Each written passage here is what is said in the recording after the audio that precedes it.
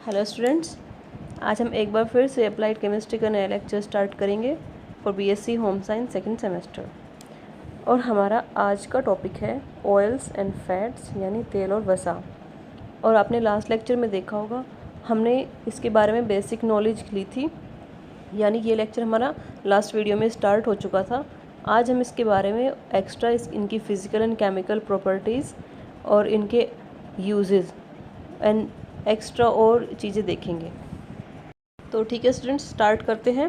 सबसे पहले आता है तेल और वसाओं के गुणधर्म यानी properties of oils and fats. इनमें दो तरह की प्रॉपर्टीज़ आती हैं, एक आती है भौतिक और दूसरी आती है रासायनिक। सबसे पहले हम देखते हैं भौतिक गुण। इनमें फर्स्ट है तेल और वसा शुद्ध अवस्था में रंगहीन, गंधहीन, द्रव या ठोस होते हैं। प्राकृतिक तेलों और वसाओं में रंग व गंध उनमें अन्य पदार्थों की उपस्थिति के कारण होती है। मतलब अगर उनको हम बिल्कुल प्योरीफाई कर ले तो उनमें से कोई स्मेल नहीं आएगी और ना ही उनका कोई कलर दिखाई देगा, लेकिन फिर भी हमें तेलों का रंग भी दिखाई देता है। जैसे आप सरसों के तेल का एग्जांपल लेके देखें, उसमें हमें कलर भी दिखाई देता है, उसकी स्मेल भी आती है। तो वह उसमें अगर और कोई अन्य पदार्थ, अन्य केमिकल रासायनिक पदार्थ प्रेजेंट होता है तब उसकी उपस्थिति के कारण होता है। वरना शुद्ध अवस्था में अगर हम उसको बिल्कुल एकदम केमिकल प्रोसेस के थ्रू शुद्ध कर ले तो उसमें से कोई रंग व गंध दिखाई नहीं देगा। नंबर 2, ये पानी में अघुलनशील होते हैं, लेकिन कार्बनिक विलायक जैसे एथर, क्लोरोफॉर्म, बेंजीन और कार्बन टेट्राक्लोराइड में घुलनशील होते हैं। नंबर 3, इनका आपेक्षिक घनत्व पानी से कम होता है, इस कारण ये पानी की सतह पर तैरते हैं। जैसे हमने भी सेकंड पॉइंट में देखा कि इनके पानी में अघुलनशील होते हैं, तो ये घुलते नहीं हैं बल्कि पानी की सतह पर ऊपर तैरते रहते हैं, क्योंकि इनका घनत्व पानी से क्या होता है, कम होता है। इसके बाद स्टूडेंट्स हम देखते हैं केमिकल प्रॉपर्टीज़ यानी रासायनिक गुण। तेल और वसा ग्लिसरॉल के संतृप्त व असंतृप्त वसीय अम्लों के साथ बने ट्राई एस्टर होते हैं। इस कारण यह एस्टरों की सभी सामान्य अभिक्रियाएं प्रदर्शित करते हैं। इनकी प्रमुख रासायनिक अभिक्रियाएं निम्नलिखित हैं। नंबर 1 आएगा इसमें जल अपघटन। जल अपघटन यानी हाइड्रोलाइसिस। तो खनिज अम्ल, क्षार या अति तृप्त भाप के साथ ये जल अपघटित होकर ग्लिसरॉल व संबंधित अम्ल बनाते हैं। जब जल अपघटन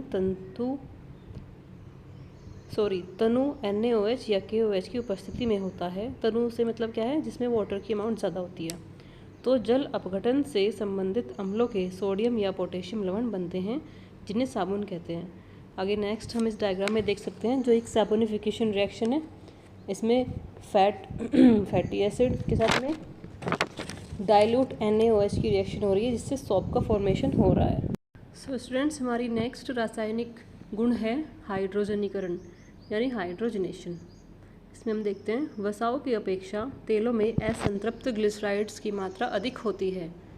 किसी उचित उत्प्रेरक की उपस्थिति में तेलों की हाइड्रोजन से अभिक्रिया के फलस्वरूप असंतृप्त ग्लिसराइड संतृप्त ग्लिसराइड में परिवर्तित हो जाते हैं। ये हमने पढ़ा है जब हमने इसके तेल और वसाओं के हमने गुणधर्म पढ़े थे, या इनमें हमने डिफ्रेंशिएट किया था, तो हमने पढ़ा था कि जो वसा होती है उसके अंदर संतृप्त टाइप के ग्लिसराइड्स होते हैं और जो तेल होते हैं उसमें कैसे होते हैं, असंतृप्त टाइप के। तो जब हम हाइड्रोजन की प्रेजेंस में तेल को, किसी भी तेल को, कोई भी टाइप का हो सकता है, वो किसी कैटलिस्ट की प्रेजेंस में गर्म करते हैं, तो वे आपस में रिएक्शन करके जो उनके अंदर के अनसैचुरेटेड फैट्स थे यानी असंतृप्त वसीय अम्ल थे, वे सैचुरेटेड फैट में कन्वर्ट हो जाते हैं, यानी वह संतृप्त ग्लिसराइड में परिवर्तित हो जाते हैं, जिससे वह वसा में चेंज हो जाता है, यानी तेल वसा में चेंज हो जाता है। इसे हम कठोरीकरण भी कहते हैं यानी हार्डनिंग ऑफ ऑयल्स। इससे हम वनस्पतिक घी बनाने के लिए हम इसका उपयोग कर सकते हैं उसमें, इस अभिक्रिया से, क्योंकि इसमें भी क्या होता है, तेलों को गर्म किया जाता है और हाइड्रोजन की प्रेजेंस में गर्म किया जाता है, जिसकी वजह से वनस्पतिक घी बनता है। इसको हम डायग्राम में भी देख सकते हैं। इसमें पहले अनसैचुरेटेड फैट थे, फिर हाइड्रोजन से और कैटलिस्ट की प्रेजेंस में रिएक्शन की, तो वह सैचुरेटेड फैट में, जो कि ठोस होते हैं, कन्वर्ट हो जाता है। तो स्टूडेंट्स, इसके बाद आता है नेक्स्ट रासायनिक गुण, जो कि है हाइड्रोजनी अपघटन यानी हाइड्रोजिनलाइसिस। तो अन्य एस्टरों की तरह तेलों का एस्टर समूह का कॉपर क्रोमियम उत्प्रेरक और अधिक ताप व दाब की परिस्थिति में हाइड्रोजन गैस के द्वारा अपघटन हो जाता है। यानी जो इनका एस्टर ग्रुप होता है, जो फैट्स का और ऑयल्स का एस्टर ग्रुप होता है, उसका कॉपर क्रोमियम जो कि CuCr2O4 जिसका फॉर्मूला होता है, उसकी प्रेजेंस में और बहुत हाई प्रेशर रखेंगे और टेम्परेचर भी हाई ही रखेंगे। ऐसी कंडीशन में हाइड्रोजन गैस के साथ जब इसकी रिएक्शन होती है तो उसका अपघटन हो जाता है। इस अपघटन के फलस्वरूप ग्लिसरॉल उच्च अणुभार वाले अल्कोहल प्राप्त होते हैं। यानी इससे एक तो ग्लिसरॉल का मॉलिक्यूल मिलेगा और एक अल्कोहल का मॉलिक्यूल मिलेगा। जैसा हम देख सकते हैं इसमें ट्राई स्टीरीन है जो कि काफ़ी वो है फैटी एसिड है।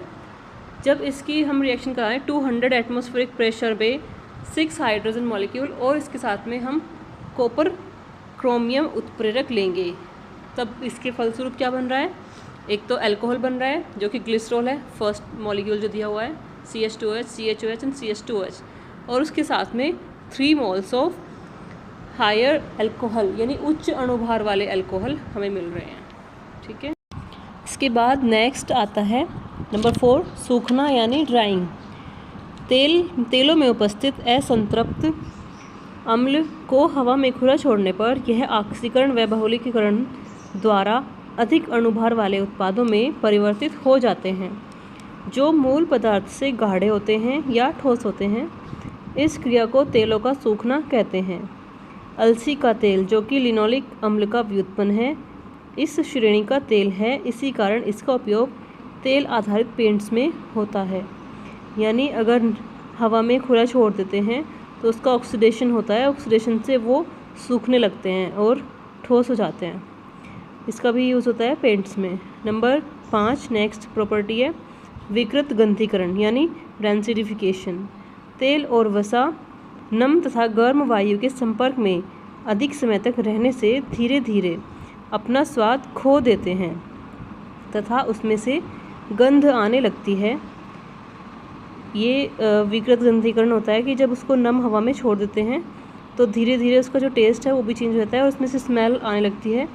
तो उसका कारण क्या होता है, विकृत गंधीकरण मुख्यतः 2 तरह की अभिक्रियाओं के कारण होता है। नंबर 1 आता है ऑक्सीकृत विकृत गंधीकरण। इनमें तेल और वसा के कार्बन द्विक बंध का ऑक्सीकरण होता है और अम्ल बनते हैं। यानी जो कार्बन के बीच में डबल बॉन्ड प्रेजेंट होते हैं ना, उनका ऑक्सीडेशन होता है और कार्बोक्सिलिक एसिड बनते हैं। ऐसे ही नंबर 2 यानी ब है जल अपघटनी विकृत गंधीकरण। इनमें तेल और वसा में उपस्थित एस्टर बंध एसिड में जल अपघटित हो जाते हैं। यानी जो उसमें एस्टर बॉन्ड होते हैं वो उनकी हाइड्रोलिसिस हो जाती है, इस वजह से इसका गंधीकरण यानी रेंसिडिफिकेशन होता है।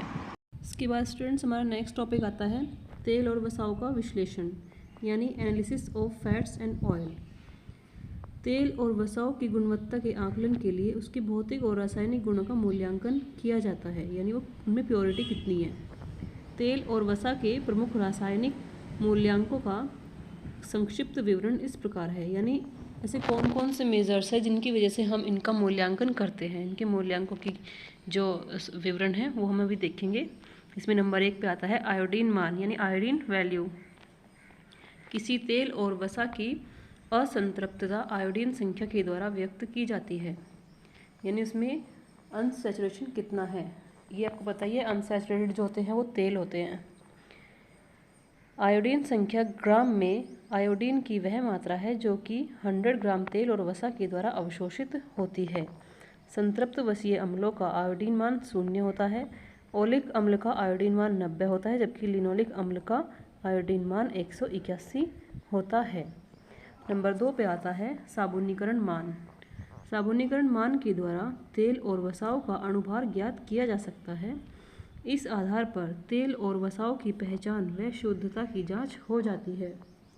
यानी वह कितने शुद्ध होती है, कितनी प्योर होती है। साबुनीकरण मान पोटेशियम हाइड्रोक्साइड यानी KOH की मिलीग्राम में वह संख्या है जो 1 ग्राम तेल और वसा के साबुनीकरण के लिए आवश्यक होती है। इसके लिए एक फॉर्मूला भी दिया गया है, साबुनीकरण मान is equal to 16,800 by m, यानी 16,800 बटा m यानी अणुभार, जहाँ m तेल या वसा का अणुभार होता है। नंबर 3 पे आता है अम्लमान। 1 ग्राम तेल या वसा में उपस्थित स्वतंत्र अम्ल को उदासीन करने में प्रयुक्त पोटेशियम हाइड्रोक्साइड की मिलीग्राम में संख्या को उसका अम्लमान कहते हैं। यदि यह मान अधिक होता है तो तेल या वसा उपयोगी नहीं होते। यानी अम्लमान से हम यह पता कर सकते हैं कि वह तेल खाने के योग्य या फिर किसी और भी काम में उपयोग लाने के योग्य है या नहीं है। अगर अम्लमान ज़्यादा होगा तो वह उपयोगी नहीं होगा। इसके बाद नंबर 4 पे आता है रिचर्ड मेसल मान। यह मान n/10 KOH विलयन का मिलीलीटर में वह आयतन है जो 5 ग्राम जल अपघटित तेल या वसा से प्राप्त आसुत को उदासीन करने के लिए आवश्यक होता है। यह मान तेल और वसाओं में एस्टरों के रूप में उपस्थित वाष्पशील अम्लों की मात्रा की माप है।